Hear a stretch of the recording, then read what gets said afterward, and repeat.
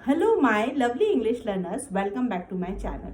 Friends, आज हम day 40 का ट्रांसलेशन करने जा रहे हैं और आज हम ये वाला जो पेज है ट्रांसलेट करेंगे। तो फ्रेंड्स, ये जो बुक है एपीजे अब्दुल कलाम जी की ऑटोबायोग्राफी के ऊपर ये बुक है और इसका नाम है विंग्स ऑफ फायर। जैसा कि आप सभी को पता है, बहुत ही फेमस बुक है और हाईली रिकमेंड करूँगी मैं कि आप यदि इंग्लिश लर्निंग जर्नी में हैं तो आप इस बुक की मदद ज़रूर लें। फ्रेंड्स, इस एक बुक को पढ़ने के बाद में यदि आप इस तरीके से, जिस तरीके से मैं आपको इस बुक को रीड करवा रही हूँ, यदि आप इस एक बुक को मेरे साथ में इस तरीके से पढ़ लेते हैं तो मैं आपको 100% गारंटी देती हूँ कि आपकी इंग्लिश बहुत ज़्यादा इम्प्रूव होगी, क्योंकि इस बुक की vocabularies, expressions, idioms, phrasal verb, grammar बहुत अच्छी है और डे टू डे लाइफ में यूज़ होने वाली है। तो फ्रेंड्स, मैं जिस तरीके से आपको प्रैक्टिस करा रही हूँ रीडिंग की, उसमें मैं जो भी एक एक सिंपल वोकैबलरीज होती हैं या फिर ईडियम्स होते हैं, फ्रेजल वर्ब होते हैं, उसे अपने डेली यूज़ के कैसे सेंटेंस फॉर्मेशन करने हैं और अपनी डे टू डे लाइफ में उसे कैसे यूज़ करना है, वो सारा मैं अपनी वीडियो में सिखाती हूँ। तो आप मेरे प्लेलिस्ट में जाकर इसके ऊपर मैं 39 वीडियोस ऑलरेडी बना चुकी हूँ, तो आप वो उन सारी वीडियो को जाकर देखें और उनसे भी आप अपनी इंग्लिश लर्निंग जर्नी में एक वैल्यू ऐड करें, उनसे बहुत सारे sentences, vocabulary, idiom, phrasal verb सीखें। सो फ्रेंड्स, आज हम जो डे 40 का ट्रांसलेशन करने जा रहे हैं वो ये वाला पेज हम कंप्लीट करेंगे और मैं आपको इस बात का आश्वासन देती हूँ, गारंटी देती हूँ कि यदि आप ये वाली एक बुक इस तरीके से पढ़ लेंगे जैसा कि मैं आपको जिस ट्रिक के साथ में पढ़ा रही हूँ, तो आपकी इंग्लिश वोकैबलरी, आपकी जो सेंटेंस फॉर्मेशन का तरीका, वो बहुत ज़्यादा इम्प्रूव हो जाएगा, जो कि आपकी इंग्लिश स्पीकिंग को बहुत ज़्यादा इम्प्रूव करेगा। स्पोकन इंग्लिश में एक बहुत बड़ी वैल्यू ऐड करने वाला है। तो फ्रेंड्स, यदि चैनल पर नए हैं so please do subscribe my channel and don't forget to hit the bell icon, जिससे कि आपका कोई भी वीडियो मिस ना हो। सो फ्रेंड्स, चलिए शुरू करते हैं। So friends, without any further ado, let's dive into the session. तो चलिए फ्रेंड्स, शुरू करते हैं। Bangalore as a city was in direct contrast to Kanpur. Friends, यहाँ पर एपीजे अब्दुल कलाम जी कहते हैं कि जो बैंगलोर सिटी है वो पूरी तरीके से कानपुर सिटी से अलग है। इससे पहले एपीजे अब्दुल कलाम जी जो कानपुर सिटी में रहते थे, अब वो उनका जो ट्रांसफ़र हो गया है बैंगलोर सिटी में, तो वो बैंगलोर सिटी में आए हैं। तो देखिए friends, to in direct contrast मतलब होता है, कंट्रास्ट मतलब होता है कि डिसिमिलर होना, कोई डिफरेंट होना। जैसे कि ब्लैक एंड वाइट होता है, शॉर्ट एंड टॉल होता है, या लाउड और साइलेंट होता है। उसी तरीके से कंट्रास्ट का मतलब एक दूसरे से बिल्कुल डिफरेंट होना, डिसिमिलरिटी होना। तो यहाँ पर एपीजे अब्दुल कलाम जी कहते हैं कि बेंगलोर सिटी जो है वो कानपुर सिटी से पूरी तरीके से अलग थलग है। इनफैक्ट मतलब होता है वास्तव में, आई फील, मैं ये महसूस करता हूँ, और कंट्री, हमारी कंट्री जो है, हमारा जो देश है, has an uncanny way of bringing out extremes in her people. अब देखिए, has an uncanny way. Friends, बहुत ही खूबसूरत वोकैबलरी है, अनकैनी वे। तो अनकैनी मतलब होता है स्ट्रेंज, मिस्टीरियस और डिफ़िकल्ट टू एक्सप्लेन, मतलब कोई अजीब, या कहते हैं जो रहस्यमय, या किसी चीज़ को आप जब व्याख्या करें तो आपको डिफ़िकल्टी होती हो, तो एक अनोखा तरीका को कहते हैं अनकैनी वे। अब इसी अनकैनी वे जो वोकैबलरी है उसे आप अपनी डे टू डे लाइफ में कैसे यूज़ करेंगे और किस तरीके के सेंटेंस हम फॉर्मेशन कर सकते हैं। जैसे कि फॉर एग्जांपल, मैं आपको एक एग्जांपल देती हूँ। जैसे आप कुछ सोचते रहते हैं और आपकी उस बात के आपके मन को कोई पढ़ लेता है, उसके पास में एक ऐसा गिफ्ट होता है, उसके पास में एक ऐसा तरीका होता है जिससे कि आप क्या सोच रहे हैं उसे पता चल जाता है। तो इस टाइप के सेंटेंस को बनाने के लिए हम कह सकते हैं, she has an uncanny way of knowing what I am thinking. मतलब उसके पास में एक अजीब ऐसा तरीका है पता लगाने का कि मैं क्या सोच रही हूँ। या फिर आप सेंटेंस बना सकते हैं कि उसके पास में एक ऐसा अनोखा, जो कह सकते हैं एक अनोखा टैलेंट है ऐसा, जिससे कि उसे कोई भी समय में एक प्रॉपर वर्ड मिल जाता है, एक प्रॉपर शब्द मिल जाता है किसी भी बात को कहने के लिए। तो he has an uncanny neck for finding the right words. अब देखिए, नेक का मतलब यहाँ पर होता है गिफ्ट, टैलेंट, जीनियस। तो अनकैनी वे हो सकता है, अनकैनी नेक भी हो सकता है, मतलब अनोखा तरीका या अनोखा टैलेंट, अनोखा जो कहते हैं एक अनोखा हुनर, तो उसे कहते हैं हम अनकैनी वे। या फिर हम जैसे कह सकते हैं the silence in the room was uncanny, ये जो इस रूम में जो सन्नाटा है, जो साइलेंस है, वो एक अजीब तरह का सन्नाटा है। तो इसलिए यहाँ पर एपीजे अब्दुल कलाम जी ये कहते हैं कि I feel our country has an uncanny way of bringing out extremes in her people.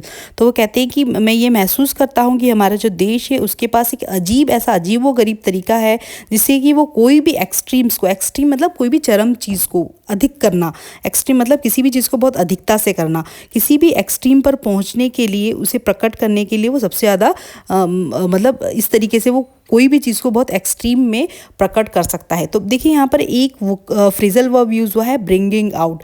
Bringing out मतलब होता है रिवील करना, किसी चीज़ को प्रकट करना, मेक नोटिसेबल, और किसी चीज़ को बहुत हाईलाइट करना, स्पेसिफिक क्वालिटी और डिटेल को हाईलाइट करना, या फिर कहते हैं कि to produce something for public distribution. तो यहाँ पर ब्रिंगिंग आउट का क्या मीनिंग है और हम इसे डे टू डे लाइफ में कैसे यूज़ करेंगे, चाहिए आइए हम इसे कुछ सेंटेंस बनाते हैं। तो जैसे कि कोई स्पाइसेस है, कोई मसाले हैं, वो आप यदि आप किसी सब्जी में, करी में डालते हैं तो वो एक अलग फ्लेवर को प्रकट कर दी, तो ब्रिंग आउट आप वहाँ पर भी यूज़ कर सकते हैं। The spices really bring out the flavour of the meat, कि मतलब ये जो स्पाइसेस डालने से वो जो मीट का जो फ्लेवर है वो बहुत उठ कर आ रहा है, प्रकट हो रहा है।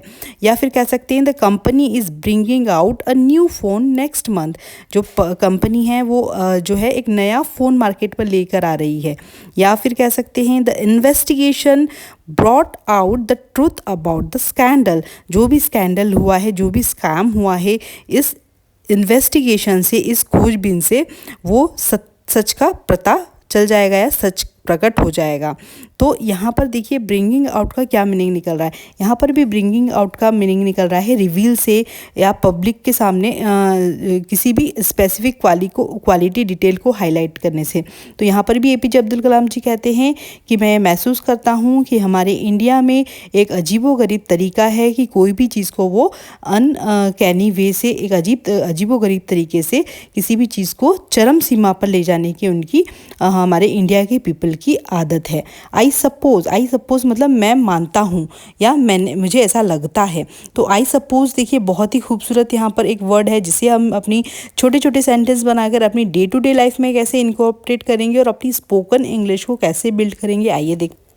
तो आई सपोज का मतलब होता है किसी भी चीज़ को अज्यूम करना, या डेयर टू से हिम्मत के साथ कहना, या टेक फॉर ग्रांटेड मतलब हल्के में लेना।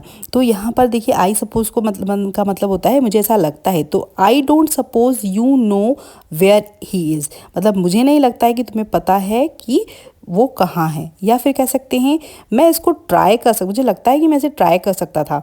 आई suppose I could give it a try. या फिर आप कह सकते हैं कि I suppose it's too late now, मुझे ऐसा लगता है कि अब बहुत ज़्यादा लेट हो गया है, and we should go now. तो आप इस तरीके के डेली यूज सेंटेंस छोटे छोटे बना सकते हैं। एक और सेंटेंस लेते हैं, सपोज ही डजेंट कम, यदि ऐसा हो या ऐसा लगता है या ऐसा सोच मान के रखो यदि वो नहीं आया, सपोज ही डजेंट कम। या फिर आप कह सकते हैं कि I suppose I got there about noon, मुझे ऐसा लगता है कि हम वहाँ पर कितनी बजे कब पहुँचेंगे, हम दोपहर में वहाँ पहुँचेंगे। तो I suppose I got there noon. तो बहुत सारे आप सेंटेंस बना सकते हैं। एक और एग्जांपल ले सकते हैं कि suppose we leave this to the police, कि मान लो कि हम इसको पुलिस के ऊपर इस निर्णय को छोड़ते हैं। तो इस तरीके से आप सपोज को यूज़ कर सकते हैं, आई सपोज को अपनी day to day life spoken English में। तो इस तरीके से सेंटेंस बनाना शुरू करें। चलिए आगे बढ़ते हैं। I suppose it is because Indians have been both afflicted and enriched by the countries of migration।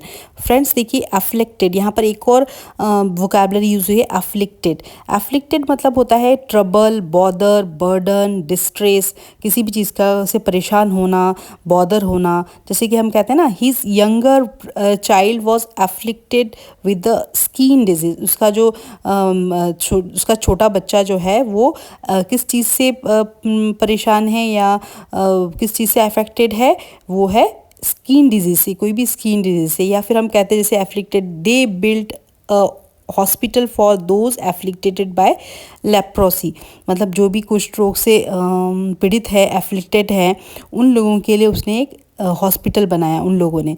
तो एफ्लिक्टेड मतलब होता है ट्रबल, बॉदर, और एनरिच मतलब होता है किसी भी चीज़ को समृद्ध बनाना या बढ़ाना, इंक्रीज करना, मैग्नीफाई करना, रेज, एनलॉन्गेट, प्रोलॉन्ग, ये सारे इसके एनरिच के सिनोनिम है। तो एनरिच मतलब होता है जैसे फूड के लिए हम यूज़ करें तो हैविंग एडेड न्यूट्रिएंट्स, जिसमें ही बहुत ज़्यादा न्यूट्रिएंट्स हों, जैसे कहते हैं ना कैल्शियम एनरिच ऑरेंज जूस, जो ऑरेंज जूस है वो कैल्शियम से भरपूर है। तो एनरिच मतलब होना है किसी भी चीज़ से भरपूर होना, समृद्ध बनाना।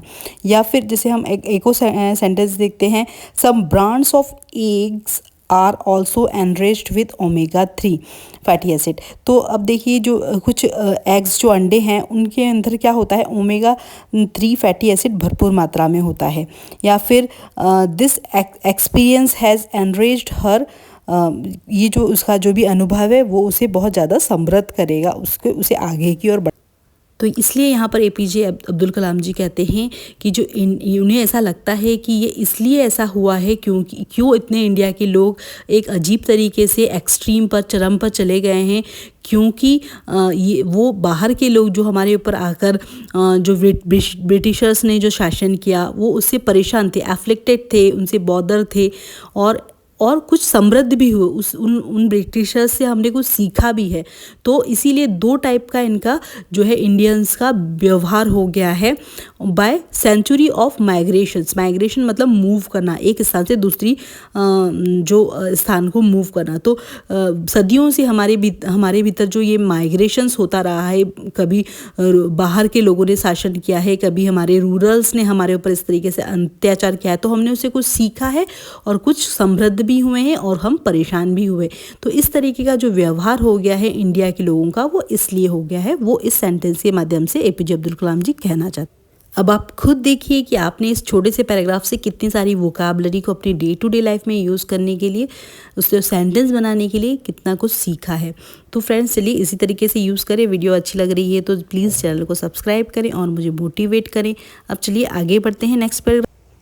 Loyalty to different rulers held dulled our capacity for a single allegiance। अब देखिए फ्रेंड्स, लॉयल्टी मतलब होता है निष्ठा, एलिजेंस और डिवोशन, फेथ, डेडिकेशन, राज्य भक्ति। तो इसे लॉयल्टी का मीनिंग ये होता है। तो यहाँ पर ये कहना चाहते हैं कि जो हमारे भीतर जो निष्ठा थी और डिवोशन था, तो जो बाहर के शासक जो आए हैं उन्होंने हमारे देश पर बहुत राज्य किया है, चाहे वो ब्रिटिशर्स हो चाहे वो मुग़ल हो। तो जो डिफरेंट रूलर्स थे उन्होंने हमारे देश पर जो राज्य किया, उस कारण से हमारे भीतर सिंगल एलिजेंस, मतलब एक एलिजेंस का मतलब भी फ्रेंड्स निष्ठा होता है, लॉयल्टी होता है, डिवोशन, फेथ। तो ये जो एक राजा के प्रति जो एक भावना होती है, निष्ठा की भावना हमारे भीतर, उसकी कैपेसिटी जो है वो डल हो गई है, धीरे धीरे कमी होती जा रही है, वो ये कहना चाहते हैं। अब देखिए एलिजेंस को आप किस तरीके से अपनी डे टू डे लाइफ में यूज़ करेंगे। जैसे कि हमारे जो सैनिक हैं, हमारे सोल्जर्स हैं, वो कितने ही दृढ़ निश्चयी होते हैं, उनके चेहरे कितने दृढ़ चेहरे होते हैं और कितने कर्तव्य निष्ठा होती है। तो आप इस तरीके से बना सकते हैं sentence, you have seen duty to allegiance in the determined face of soldiers. हमारे सोल्जर्स की जो डिटरमाइंड फेस है, दृढ़ चेहरे हैं और उनकी जो कर्तव्य निष्ठा है वो हमारे सैनिकों के फेस पर आप देख सकते हैं। या फिर उसे जो है उसकी अटूट, पार्टी ने उसकी अटूट निष्ठा के लिए उसे पुरस्कृत किया। तो he was rewarded for his unswerving allegiance to the party. Unswerving allegiance मतलब अटूट निष्ठा। तो वो पार्टी ने उसकी अटूट निष्ठा के लिए उसे पुरस्कृत किया। तो he was rewarded for his unswerving allegiance to the party. Party के लिए उसकी अटूट निष्ठा थी, इसीलिए उसे पुरस्कृत किया गया। इस तरीके से एलिजेंस को यूज़ कर सकते हैं। तो ये जो एक सिंगल एलिजेंस के प्रति जो राज्य भक्ति थी वो धीरे धीरे कम होती जा रही है, क्योंकि हमारे ऊपर अलग अलग शासकों ने हमारे देश को चलाया है। इंस्टेड मतलब इसके बदले में we have developed an extraordinary ability to be compassionate and cruel. तो अब देखिए फ्रेंड्स, यहाँ पर इसके बदले में हमारे भीतर क्या डेवलप हो गया है। वी हैव डेवलप्ड, यहाँ पर प्रेजेंट परफेक्ट टेंस यूज़ हुआ है, यानी कि सब्जेक्ट प्लस हैव या हैज़ प्लस वर्ब की थर्ड फॉर्म। तो प्रेजेंट परफेक्ट टेंस से ये सेंटेंस बना है। इंस्टेड इसके बदले में हमारे भीतर क्या डेवलप हो गया है, वी हैव डेवलप्ड, हमारे भीतर ये विकसित हो गया, एन एक्स्ट्रा ऑर्डिनरी एबिलिटी, एक असाधारण क्षमता हमारे भीतर डेवलप हो गई है, to be compassionate and cruel. अब देखिए कंपेशनेट मतलब होता है फ्रेंड्स कि ये बिल्कुल दोनों ये जो हैं एक दूसरे के अपोजिट है। कंपेशनेट मतलब होता है काइंडनेस, दयालुता, और क्रूअल मतलब होता है किसी को भी कष्ट पहुंचाना, हार्म पहुंचाना। तो हमारे भीतर एक समय में हम किसी के प्रति बहुत काइंड हो जाते हैं, किसी समय में हम किसी को नुकसान पहुंचाते हैं, हार्म पहुंचाते हैं। तो हमारे भीतर इस अजीबोगरीब तरीके का सेंसेशन आ गए हैं। ये एपीजे अब्दुल कलाम जी कहते हैं सेंसिटिविटी एंड कोलैस। अब सेंसिटिविटी मतलब फ्रेंड्स होता है कि किसी भी चीज़ से आप इजीली अफेक्टेड हो जाते हैं, कोई भी इमोशनल या एक्सटर्नल चीज़ से, स्टिमुली से, मतलब कोई भी बाहरी चीज़ यदि आपको कुछ थोड़ा सा भी कह देती है तो आप इमोशनली उससे ब्लैकमेल हो जाते हैं। तो कभी तो आप एकदम सेंसिटिव हो जाते हैं, आपके भीतर वो सिंपैथी आ जाती है, और कभी कभी आप कॉलस हो जाते हैं। कॉलस मतलब फ्रेंड्स होता है लैक ऑफ एम्पैथी या सिंपैथी, कंपेशन, जिसके आपके भीतर सिंपैथी का, आपके भीतर जो भावना का अभाव हो जाता है, आप इनसेंसिटिव हो जाते हैं। तो कभी आप बहुत सेंसिटिव हो जाते हैं, कभी आप बिल्कुल भी किसी के प्रति कोई भावना नहीं रखते हैं, दया की भावना नहीं रखते हैं। या फिर डीप एंड फिकल। अब देखिए डीप का मतलब होता है जो बहुत ही आपके भीतर जो आपका जो कैरेक्टर है ना, आपका जो व्यवहार है वो बहुत ही डेप्थ हो, रिचनेस हो, या एक सब्सटेंशियल हो, कॉम्प्लेक्स हो, प्रोफाउंड हो। तो डीप मतलब बहुत गहरा हो आपका व्यवहार। और फिकल मतलब फ्रेंड्स होता है जो लैक ऑफ स्टडीनेस, मतलब आपके भीतर आपका माइंड हर बात चंचल हो, प्लेफुल हो। उस फिकल, तो फिकल बहुत ही अच्छा वर्ड है फ्रेंड्स, हम इसे अपनी डे टू डे लाइफ में यूज़ कर सकते हैं। जैसे हमारे कोई फिकल फ्रेंड्स होते हैं जो ये हर बार चेंज होते रहते हैं, वो स्टडी नहीं होते हैं। तो जैसे कि किसी व्यक्ति का दिमाग फिकल हो सकता है, या फिर आप कह सकते हैं कि you can't rely on them, क्योंकि उसका माइंड बार बार फिकल है, वो उसका माइंड बार बार चेंज हो रहा है। तो ये सारा का सारा जो है कभी तो वो कंपेशनेट हो जाते हैं, कभी क्रूएल हो जाते हैं, कभी सेंसिटिव, कभी वो हो जाते कॉलस हो जाते, कभी deep, fickle, all at the same time. एक ही समय पर अलग अलग तरीके से व्यक्ति का, इंडिया के लोगों का व्यवहार हो रहा है। ये एपीजे अब्दुल कलाम जी कहना चाहते हैं। कोई भी स्टडीनेस नहीं है, उनकी कैपेसिटी जो है वो डल हो गई है, सोचने समझने की क्षमता भी उनकी जो है वो डल हो गई है। वो ये चीज़ यहाँ पर इस पैराग्राफ के माध्यम से कहना चाहते हैं। So friends, to the untrained eyes, we may appear colorful and picturesque. Friends, यहाँ पर untrained eyes का मतलब होता है कि जिसके भी जो है जिसके भी भीतर lack of specific knowledge हो, experience की कमी हो, skills की कमी हो, और किसी चीज़ को properly understand करने की, समझने की, evaluate करने की क्षमता ना हो, तो उसे कहते हैं हम टू अनट्रेंड आइज़, मतलब जो अनपढ़ आँखें कहते हैं जिसे हम हिंदी में, कि जिसके भीतर नॉलेज की कमी हो। तो to the untrained eyes we may appear, हम किस तरीके से उसे दिख सकते हैं, कलरफुल और पिक्चरस्क हम दिख सकते हैं। पिक्चर्स मतलब फ्रेंड्स होता है विजुअली अट्रैक्टेड, किसी भी चीज़ को आप जब देखकर आपका मन उसकी तरफ मोहित होने लगता है, उसे कहते हैं पिक्चरस्क। जैसे कि कोई आप जगह पर गए, कोई मार्केट गए और वहाँ पर बहुत अच्छी अच्छी चीज़ें लगी हैं, तो आपका मन मोहित हो जाता है, तो आप कहते हैं कि we visited a picturesque market town, हम बहुत ही खूबसूरत मार्केट टाउन में गए थे, वहाँ गए थे। तो विजिटेड मतलब होता है घूमने जाना या वहाँ जो जाना, तो we visited a picturesque market town. तो अनट्रेंड आइज़ के लिए हम अट्रैक्टिव हो सकते हैं to the critical eyes. Critical eyes मतलब फ्रेंड्स वो होते हैं जो कि बहुत केयरफुली जजमेंट करते हैं, हर एक बात में गुड और बैड के बीच में, हर एस्पेक्ट के बीच में उन्हें डिफ्रेंशिएट करना आता है, उन्हें कहते हैं critical eyes. We are but shoddy imitation of our various masters. वो कहते हैं शोडी इमिटेशन मतलब देखिए क्या होता है, इमिटेशन मतलब फ्रेंड्स होता है नकल करना, और शोडी मतलब होता है फ्रेंड्स बहुत ही घटिया। तो वो कहते हैं कि जो हम वेरियस मास्टर्स, तो अलग अलग जो जिन्होंने हमें गुरुओं ने शिक्षा दी है ना, उनके हम एक घटिया नकल हो सकते हैं, लेकिन क्रिटिकल आइज़ इसको पहचान लेगी। वो ये कहना चाहती है कि अनपढ़ आइज़ के लिए हम बहुत ही अट्रैक्टिव हैं, लेकिन जो है क्रिटिकल आइज़ के लिए हम एक गंदी नकल के समान हैं। उन्होंने ऐसा कहा है इस लाइन में। अब देखो फ्रेंड्स, इमिटेशन का मतलब होता है नकल उतारना। बहुत ही खूबसूरत वोकैबुलरी है। इसका इंग्लिश में सिनोनिम है किसी को भी कॉपिंग करना, फॉलोइंग करना, इम्यूलेशन करना। अब जैसे कि इससे सेंटेंस आप कैसे बना सकती हैं, a child learn to speak by imitation. अब जो बच्चा जो है वो कैसे बोलना सीखता है, एक आपकी नकल करके बोलना सीखता है। तो child learns to speak by imitation, या children learn a lot of imitation, children learn a lot by imitation. बच्चे बहुत कुछ सीखते हैं सिर्फ नकल देख देख कर। जैसा आप करते हैं वैसे वो आपकी नकल कर करके वो बहुत चीज़ें सीखते हैं। या फिर he does a very good imitation of the president, वो बहुत अच्छी नकल करता है प्रेसिडेंट की। तो देखिए, इमिटेशन बहुत ही खूबसूरत वोकैबुलरी है। अब जब भी अपनी स्पोकन इंग्लिश में आप बोले नकल करने की इंग्लिश को, इमिटेशन, उससे बहुत खूबसूरत सेंटेंस बनाइए। अब देखिए, शॉडी इमिटेशन मतलब होता है घटिया, बहुत ही भद्दा, चीपली, जिसे कहते हैं पुअर, चीपली, बहुत ही घटिया किस्म का। तो जो किसे कहते हैं ट्रैशी, पुअर क्वालिटी। तो शॉडी मतलब होता है घटिया और इमिटेशन मतलब होता है नकल करना। तो यहाँ पर एपीजे अब्दुल कलाम जी कहते हैं कि वो जो अनट्रेंड आइज़ है उसके लिए हम कलरफुल पिक्चर्स हो सकते हैं, लेकिन जो क्रिटिकल आई है उनके लिए हम एक भद्दी और गंदी नकल के समान है। वो इस सेंटेंस में In Kanpur, I saw pan chewing imitations of Wajid Ali Shah, and in Bangalore, it was replaced by dog walking sahibs. अब फ्रेंड्स देखिए, वो कहते हैं कि इन कानपुर में उन्होंने जो पान चबाने वाले पान चबाने की जो नकल करने वाले जो वाजिद अली शाह, जो मुगलों के समान के जो उसके जो राजा टाइप के थे ना, उनके जैसे वो इमिटेशन करने वाले वहाँ पे लोग हैं, वो इस तरीके की नकल करते हैं पान चबाने की। और यहाँ बेंगलोर में उन जो पान चबाने वाले की नकल करने वाले जो लोग हैं उनकी जगह बेंगलोर में किसने ले ली है, it was replaced by dog walking sahibs, जो सिर्फ कुत्तों को मतलब वॉक कराने के लिए ले जाते हैं। उस टाइप के जो साहब होते हैं वो यहाँ पर बेंगलोर में उसी तरह के लोग हैं। तो यहाँ पर उन्हें बहुत चीप टाइप के लोग मिले, बहुत ही अनट्रेंडी आइज़ मिली, जो कि उनकी क्रिटिकल आइज़ को नहीं पढ़ पाई। तो वो यहाँ पर कहते हैं यहाँ पे लोगों के अंदर जो समझने की, सोचने की शक्ति बहुत कम है।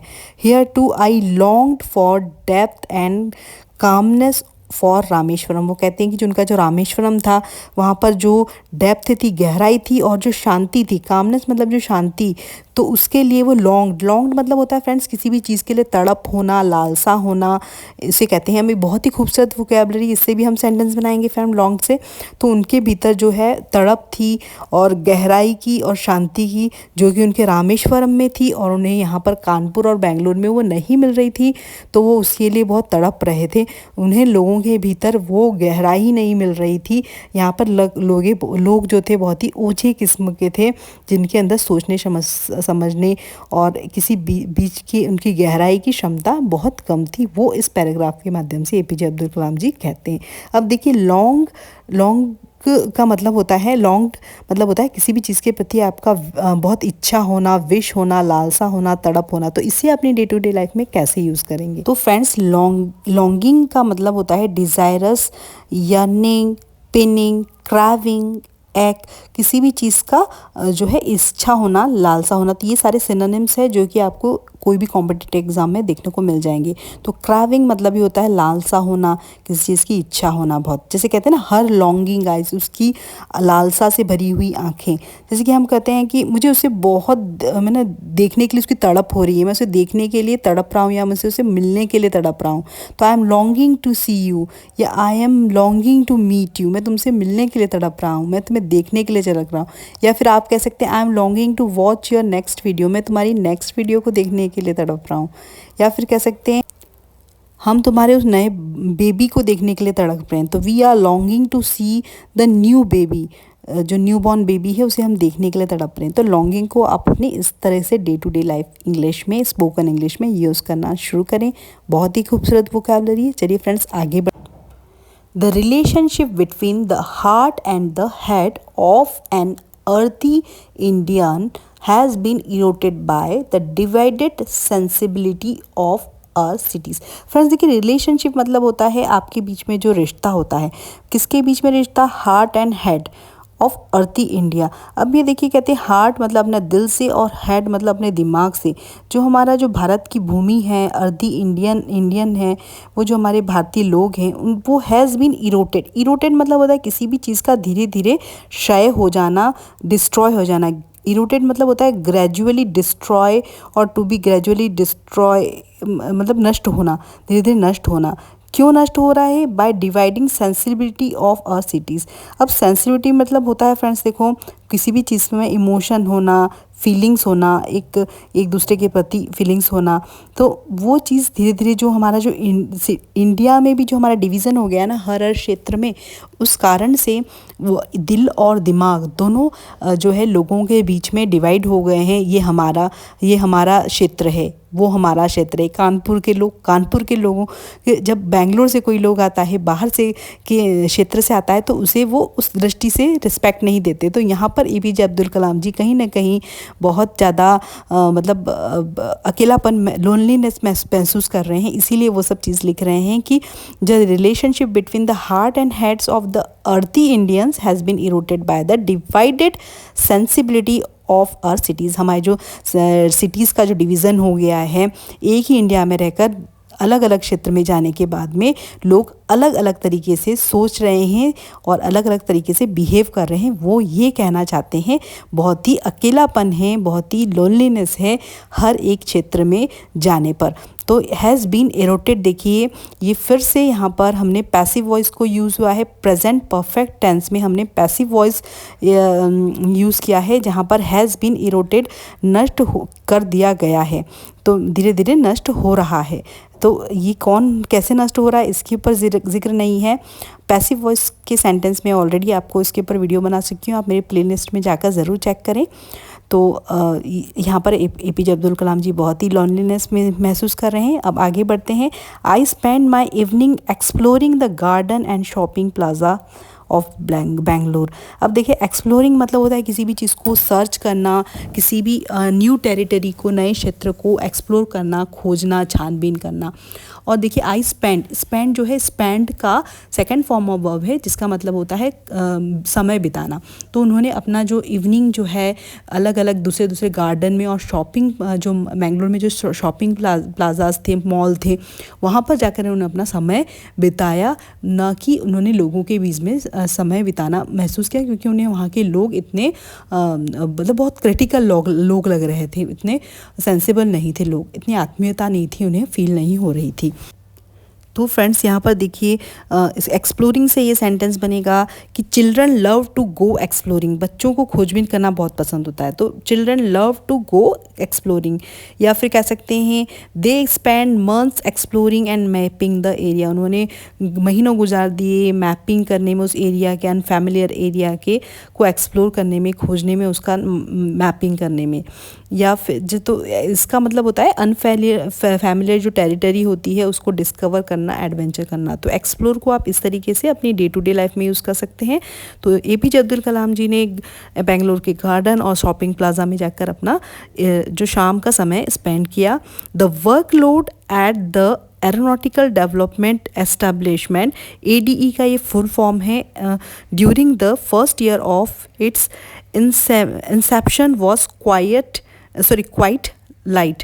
अब देखिए फ्रेंड्स, जो इंसेप्शन मतलब होता है प्रारंभ में, जैसे कि हम कहते हैं कमेंस, शुरुआती में, इनिशियल, थ्रेशोल्ड। तो जो शुरुआत में जो इंसेप्शन, तो इसके देखो इंसेप्शन के सिनोनिम याद रखना। इंसेप्शन मतलब होता है कमेंस, इनिशिएशन या फिर इनिशियल स्टेज पर। तो इस प्रारंभ में जो है जो ADE में जो प्रोजेक्ट था उसमें फर्स्ट ईयर में बहुत ही जो वर्कलोड था, काम था, वो बहुत ही कम था। वर्कलोड मतलब काम का जो बोझा था वो बहुत कम था। क्वाइट लाइट मतलब बहुत, क्वाइट मतलब होता है बहुत ही या कम्प्लीटली। तो क्वाइट मतलब कम्प्लीट रूप से बहुत ही, लाइट मतलब बहुत ही कम था, उन्हें ज़्यादा वर्कलोड नहीं दिया गया था, तो उनके पास बहुत सारा टाइम बच रहा था। ये एपीजे अब्दुल कलाम जी कहना चाहते हैं कि तो ADE के जो प्रोजेक्ट में जो इन्हीं इंसेप्शन में, शुरुआत में, कमेंस में जो है वर्कलोड बहुत ही कम था। In fact I had generate work for myself at the first until the tempo gradually build up अब उन्होंने कहा कि उस समय बहुत ज़्यादा काम, वर्कलोड बहुत कम था, तो मुझे ही अपने लिए काम जनरेट करना पड़ा, मुझे अपने लिए काम खुद खोजना पड़ा। Until the tempo gradually build up, धीरे धीरे, जब तक टेम्पो मतलब फ्रेंड्स होता है कोई भी पेस या फिर रेट, स्पीड, वेलोसिटी को कहते हैं कि जो भी किसी काम करने का जो स्पीड होता है। जैसे कि हम कहते हैं we walked at the fast tempo, हम तेज़ी से चल रहे थे, या the tempo of the game slow down, जो गेम का जो टेम्पो है वो बहुत धीरे धीरे, तो टेम्पो मतलब होता है स्पीड। तो उन्होंने पहले काम के जो टेम्पो को उन्होंने पहले अपने लिए खुद के लिए काम को जनरेट किया, बनाया। हैड टू, मुझे करना पड़ा, तो करना पड़ा था उन्हें खुद को अपने लिए काम जनरेट करना। अनटिल मतलब जब तक कि धीरे धीरे काम खुद ही ग्रेजुअली मतलब धीरे धीरे काम जो बिल्डअप होना स्टार्ट ना हो गया हो। Based on my preliminary study on ground handling equipment, the project team was formed to design and develop an indigenous hovercraft prototype as the ground equipment machine। उन्होंने कहा कि जो मैंने प्रिलिमिनरी मतलब होता है प्रारंभिक, जो उन्होंने प्रारंभिक स्टडी की थी जो ग्राउंड हैंडलिंग इक्विपमेंट के लिए, जो एयरक्राफ्ट बनाने के लिए जो फर्स्ट जो ग्राउंड में जो इक्विपमेंट बनते हैं, जो मशीन्स बनती है, उस के बेस्ड पर, उसके आधार पर ये जो प्रोजेक्ट टीम डिज़ाइन की गई थी वो बहुत ही देसी इंडिजिनियस मतलब होता है देसी, जो बहुत ही अपने क्षेत्र की हो। जैसे ऑस्ट्रेलिया में कोआलास जो हैं या कैंगरीज जो हैं वो इंडिजिनियस हैं, देसी हैं। हमारे यहाँ देसी कौन है, तो हमारे यहाँ देसी जैसे गुलाब के फूल हमारे यहाँ के देसी फ्लावर्स हैं। तो यहाँ पर हमारे जो उनको जो ग्राउंड इक्विपमेंट मशीन बनानी थी वो भी बिल्कुल इंडिजिनियस मशीन बनानी थी। The team was a small working group comprising 4 person. उन्होंने कहा था जो टीम थी वो 4 लोगों की जो थी वो बनी हुई थी। और at the level of scientific assistant, doctor जो मेडी रत्ता थे, डायरेक्टर ऑफ DAE थे, उन्होंने I asked me to lead the team. उन्होंने कहा APJ अब्दुल कलाम जी की तुम टीम को लीड करो, आगे बढ़ाओ, उन्हें गाइड करो। We were giving 3 years to launch the engineering model, और हम तुमको 3 साल देते हैं इस मॉडल को, इंजीनियरिंग मॉडल को लॉन्च करने के लिए, मार्केट में लाने के लिए। तो उन्होंने कहा कि ये जो हम आपको मॉडल दे रहे हैं तैयार करने के लिए, हम आपको 3 साल का टाइम दे रहे हैं और आप इस मॉडल को हमें तैयार करके दिखाइए, ऐसे उनके डायरेक्टर ने APJ अब्दुल कलाम जी से कहा। तो फ्रेंड्स, इस तरीके से हम अपनी डे टू डे लाइफ में इन इंग्लिश सेंटेंसेस से, इन इंग्लिश वोकैबुलरी से अपनी स्पोकन इंग्लिश को बिल्ड कर सकते हैं। फ्रेंड, नेक्स्ट पैराग्राफ में आपको नेक्स्ट वीडियो में पढ़ाने वाली हूँ, तो प्लीज़ इस वीडियो को पूरा लास्ट तक देखें। कॉपी पेन पेंसिल लेकर बैठिए, सभी वोकैबुलरी सेंटेंस को नोट करिए और अपनी स्पोकन इंग्लिश में उसे इनकॉर्पोरेट करना शुरू करें। मैं मिलती हूँ आपको नेक्स्ट वीडियो में। फ्रेंड्स, यदि if this video add any value in your English learning journey, please do subscribe my channel. मेरे चैनल को सब्सक्राइब करें और मुझे मोटिवेट करें, जिससे कि मैं इस बुक को कंप्लीट करके आपकी इंग्लिश लर्निंग जर्नी में एक अहम रोल दे सकूं। तो फ्रेंड्स, यदि आप इस तरीके से मुझे एक अच्छा रिस्पांस देंगी तो मैं इस बुक को पूरा कंप्लीट करूंगी। और आपको इस जो आप देख सकते हैं कि इसकी वोकैबुलरी टफ हैं फ्रेंड्स, ऐसी इजी वोकैबुलरी नहीं है जो आपको एक रीडिंग में समझ में आ जाएगी।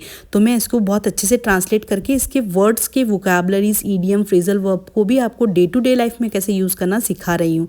तो प्लीज़ इस बात को थोड़ा समझने की कोशिश करें, चैनल को सब्सक्राइब करें, वीडियो को प्यार दें और ज़्यादा से ज़्यादा शेयर करें अपने फ्रेंड्स, और जिनकी स्पोकन इंग्लिश इतनी अच्छी नहीं है, उनके वो हेजिटेट करते हैं बोलने में, वहाँ पर उन लोगों को भी ये वीडियो शेयर करें, जिससे कि वो भी इस वीडियो के माध्यम से बहुत अपनी इंग्लिश को अच्छा बना सके।